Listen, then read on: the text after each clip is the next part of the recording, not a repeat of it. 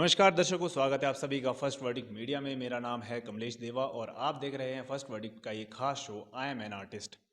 I am an artist एक show जो है आर्टिस्ट के लिए स्पेशली डिज़ाइन है, जिसमें हम आर्टिस्ट का इंटरव्यू आपको दिखाते हैं, आर्टिस्ट से रूबरू कराते हैं। लेकिन इन आर्टिस्ट को बनाने के पीछे उनके गुरुओं का हाथ होता है। हर तरीके से जो है अलग अलग तरीके से लोग अपने गुरुओं को बुलाते हैं। ठीक है, तो डांस कोरियोग्राफर भी जो है एक बड़ा रोल है, क्योंकि उन्होंने जो है आगे डांसर्स बनाने हैं।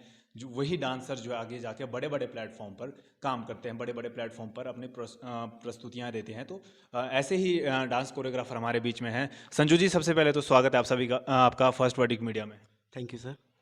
संजू जी, जानना चाहेंगे कि आप एक स्टूडियो चलाते हैं, सोलन में स्टूडियो चलाते हैं। सबसे पहले तो सिर्फ हम आपसे जानना चाहेंगे कि आपको कितना टाइम हो गया डांस सिखाते हुए। सर मुझे डांस सिखाते हुए 12 साल हो गए सर। 12 साल हो गए। जी सर। तो आपकी भी हम हिस्ट्री जानना चाहेंगे कि आपको आपके डांस गुरु कौन रहे, क्योंकि आप भी एक गुरु है, आपके भी स्टूडेंट्स आगे हैं, तो आपके डांस गुरु कौन है। सर मेरे डांस गुरु है जॉनी सर। हमने फर्स्ट जो अपनी डांस की जर्नी है, जो फर्स्ट स्टेप है, वो जॉनी सर से स्टार्ट किया है। तो आपने किस एज से जो है डांस करना शुरू किया है। सर वैसे तो मुझे डांस का शौक फोर्थ क्लास से था, बट वो टाइम ऐसा था कि वो कोई प्लेटफॉर्म नहीं, कोई एकेडमीज नहीं। तो 16 में मैंने 16 की एज में सीखना शुरू किया सर।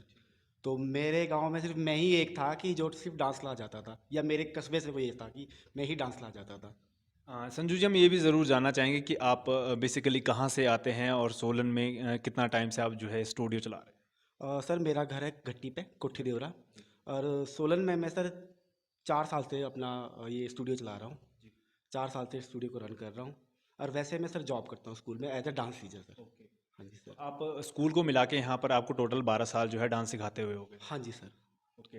तो कैसा फील होता है संजू जी, जैसे आपके बच्चे जो है अच्छे लेवल परफॉर्म करते हैं। अभी ये रिशान वर्मा भी एक जो है वो अभी हिमाचल गॉट टैलेंट में विनर रहे हैं, और साथ में आपके दो और बच्चे भी हैं जो कि बड़े बड़े प्लेटफॉर्म पे चले जा चुके हैं। DID में भी गए हैं, डांस हिमाचल डांस में भी गए हैं, और भी बड़े प्लेटफॉर्म पे जो है गए हैं। तो कैसा फील होता है आपको।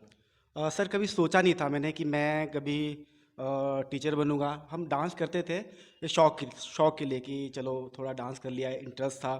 फिर धीरे धीरे सीखने लगे। जब सीखते रहे तो इससे अर्निंग भी होने लगी।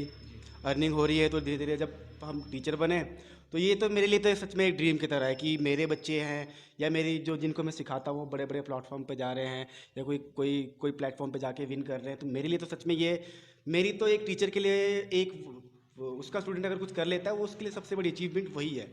अचीवमेंट है कि लाइफ में उसने वो कर लिया, तो हमारी तृप्ति तो यहीं पे हो गई। बिल्कुल। टीचर के लिए सबसे बड़ी बात यही है कि अगर उनके द्वारा सिखाए गए स्टूडेंट्स जो है किसी अच्छे लेवल पे परफॉर्म करते हैं, क्योंकि टीचर हो सकता है टीचर किसी कारणवश ना जा पाए उस प्लेटफॉर्म पे। एक टीचर की भी एक इच्छा रहती है कि काश मैं उस जगह जाता, लेकिन क्या उस जगह जाने पे आपके स्टूडेंट उस जगह जाते हैं, क्या वो इच्छा पूरी हो जाती है। बिल्कुल सर, बिल्कुल। मेरा खुद का था कि मुझे लाइफ में कुछ करना था। लाइक जैसे कि सबका होता है कि चलो डांसर्स का है कि फर्स्ट टाइम हमने रियलिटी शो करना है या टीवी पे जाना है। किया हमने सब कुछ, लेकिन वो जिस एज पे हम थे उस एज में कंपटीशन बहुत ज़्यादा है। तो शौक बहुत था कि हमने जाना है टीवी पे, लेकिन नहीं जा पाए, किसी कारणवश हम नहीं कर पाए। बट आज मेरे बच्चे हैं या हमारे बच्चे हैं, जाते हैं। ज़रूरी नहीं कि हमारे बच्चे हैं, सोलन के भी जाते तो बहुत खुशी होती कि वहाँ हमने जाना था बट हम नहीं जा पाए, तो हमारे बच्चे जाते। तो उसको देख कर मतलब प्राउड फील होता है। मुझे तो ये फील होता है कि मैं उस स्टेज पे खड़ा हूँ, या मैं उस रियलिटी शो पे या उस टीवी पे राउंड पे मैं खड़ा हूँ। मुझे ऐसा फील होता है सर। संजू जी, आप जो है सोलन में अपनी डांस एकेडमी चलाते हैं, तो जानना चाहेंगे कितने बच्चे यहाँ पर सीखने आते हैं आपके पास। सर हमारे पास अभी फ़िलहाल तो 40-50 बच्चे हैं। और बहुत से बच्चे आके चले गए, सीख के चले गए सर। तो जो 40-50 बच्चे आप बात कर रहे हो, तो 40-50 बच्चे का एक साथ सिखाना तो यहाँ पे टफ हो जाता है। किस तरीके से बैचेस का शेड्यूल रहता है आपका। सर हमारा ऐसा रहता है कि हम बच्चों को बैचेस वाइज बुलाते हैं। जैसे हमारी क्लासेस शुरू होती है 4 to 5।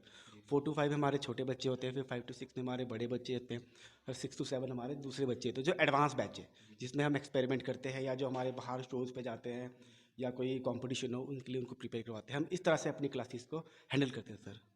तो जैसे आपका पूरा डांस ग्रुप है, ठीक है, जूनियर सेक्शन हो गया, एक बड़े सेक्शन में हो गया, तो क्या ये बच्चे जो है किसी कंपटीशन में भी पार्ट लेते हैं, एज अ ग्रुप पार्ट लेते हैं। जी सर, ये कंपटीशन में भी जाते हैं। और हमारे कुछ बच्चे ऐसे हैं जो अभी तक कंपटीशन में नहीं गए, तो उनके लिए भी हमने एक अपना जो आजकल सोशल मीडिया में है, लाइक फेसबुक है, इंस्टाग्राम है और यूट्यूब है, तो हमारा एक छोटा सा चैनल है। तो हम उस चैनल पे जाके बच्चों का वीडियोस डालते हैं, चाहे अगर उनको प्लेटफॉर्म नहीं मिलता है या उनको अभी उस जगह पे नहीं जा सकते, तो हम उस प्लेटफॉर्म के थ्रू उन बच्चों को, उन सोशल मीडिया के थ्रू हम उनको वहाँ पे वीडियो अपलोड करके उनका टैलेंट दिखाने की कोशिश करते हैं सर। बिल्कुल, क्योंकि आज की डेट में अगर हम सोशल मीडिया की बात करें कि सोशल मीडिया ही एक ऐसा प्लेटफॉर्म है, अभी हमने कोविड टाइम में भी देखा था कि कोई लोग जो है स्ट्रीट डांस कर रहा है, लेकिन उनको जो है मौका मिल रहा है बड़े नेशनल टीवी पे परफॉर्म करने का उन्हें मौका मिल रहा है। तो एक सोशल मीडिया भी एक अच्छा ज़रिया है। तो आप मानते हो कि आज आप 12 साल आपको सिखाते हुए हो गए लगभग, और आप 16 साल की एज से जो आप खुद डांस कर रहे हो, तो कितना बड़ा रोल मानते हो इसमें, कि गुरु का होना कितना बड़ा रोल मानते हो आप इसमें? सर गुरु नहीं होते तो शायद मैं नहीं होता यहाँ पे। अगर मैं नहीं होता तो शायद मेरे वो बच्चे नहीं होते जो बाहर जा रहे हैं। अगर मैं नहीं होता तो शायद अभी जो आने वाले हैं, नया टैलेंट है, वो भी ना आते। तो गुरु का तो सर बहुत ही इम्पोर्टेंट रोल है। मैं तो मेरे लाइफ में देखो, पेरेंट्स से ज़्यादा तो मैं अपने गुरु को ही मानता हूँ कि जब मैंने अपनी जर्नी स्टार्ट की थी तो मेरे पास कुछ भी नहीं था। आज मेरे पास इतना कुछ है कि इतने प्यारे प्यारे बच्चे हैं जो बाहर जाते हैं, और जब वो स्टेज पे जाके डांस करते हैं या हमारा नाम लेते हैं, कई के बच्चों को तो ऐसा है कि उनको, वो लोग हमारे को नहीं जानते, हमारे बच्चों को जानते हैं, तो इससे बड़ी खुशी हमारे लिए कोई। बिल्कुल, वही है ना कि आपके बच्चों के थ्रू अगर पता लगे कि आपका डांस गुरु कौन है, कोई एक बच्चा कहेगा संजू, तो फिर संजू भी जो है लोग जानने लगेंगे कि संजू भी एक जो है डांस कोरियोग्राफर जो अच्छे तरीके से बच्चों को सिखाते हैं। संजू जी, एक मैसेज जो है उन बच्चों के लिए या फिर उन आर्टिस्ट के लिए जो अभी स्टार्टिंग कर रहे हैं या फिर सही डायरेक्शन में नहीं जा पा रहे, किसी हो सकता है हर बच्चा भी जो है डांस सीखने के लिए अफोर्डेबिलिटी नहीं हो, फीस नहीं पे कर सकता, तो उन लोगों के लिए क्या संदेश देना चाहोगे आप?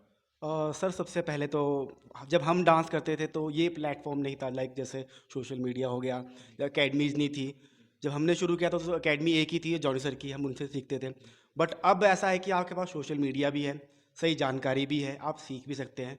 तो अब टीचर्स भी सोलन में बहुत हैं और सब अच्छे अच्छे लेवल पे काम भी करते हैं। तो ये जर्नी शुरू करो, अपनी जो जो जर्नी है इसको स्टार्ट करो। कभी अपने अंदर वो मैं नहीं आने देना, क्योंकि ये तो ऐसा है सर, कभी आप हाइट में हैं, कभी आप बिल्कुल डाउन हैं, तो कभी अपने अंदर एटीट्यूड नहीं आने देना। आप कभी भी आप ऊपर जा सकते हो। ये आपको अपनी कड़ी मेहनत करनी है, हमेशा मेहनत करते ही रहना है और दिल से डांस करना है सर।